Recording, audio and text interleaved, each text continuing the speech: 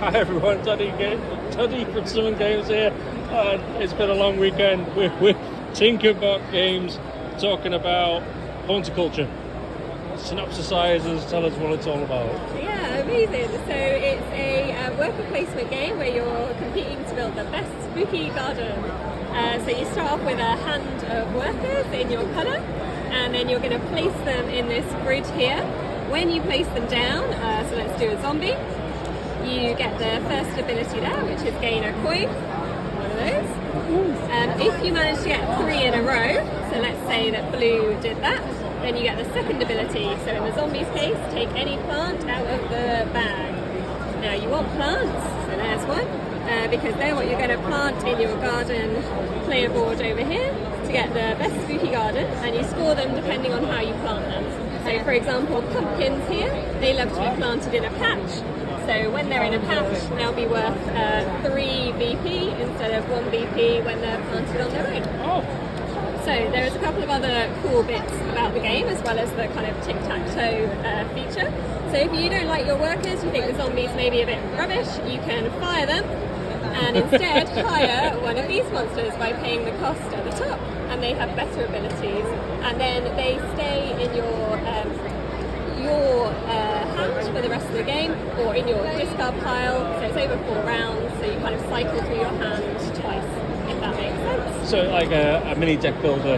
Yeah, so I would say it's a deck improver rather than a deck builder. I like that. Yeah. And then when the grid is all full, that's when the round ends.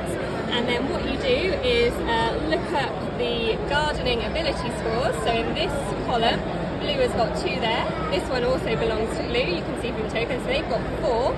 So they would get to choose, if I'd have set some tokens out for us, they would get to choose which of the tokens they like. So let's say they get the top one, because that's where your camera is. Yeah. So blue takes that one, and then red has second place in this column, so they would get the second one. If there was a third or fourth colour in there, they would get a coin. So everyone always gets something. Everyone's a winner.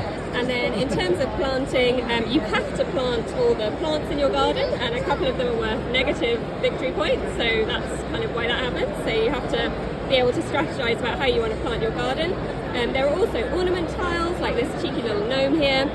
You can choose whether to place ornaments, because they cost you money to place as well, because they're worth more victory points at the end. Right. So that is it in a nutshell. For variability, what we've also got are each of these are scoring cards. They are also reversible with alternate scoring, so you've got lots of variability to mix and match it up.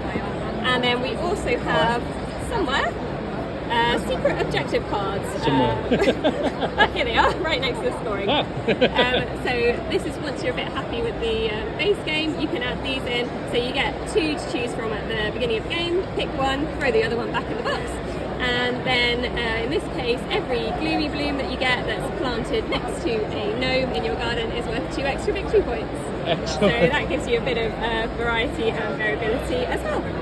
So it goes basic to novice to expert, let's roll. Yeah, and it's for 1 to 4 players, so we have got like an AI kind of deck version, so if you're a single player, you can play it as well, and you're kind of playing against an AI deck. Yes. Awesome. And that is all in the base game, and we've also got a Crow expansion in there, and it comes with a Scarecrow Mini at the Expo today. Yay! Fantastic, thank you very much.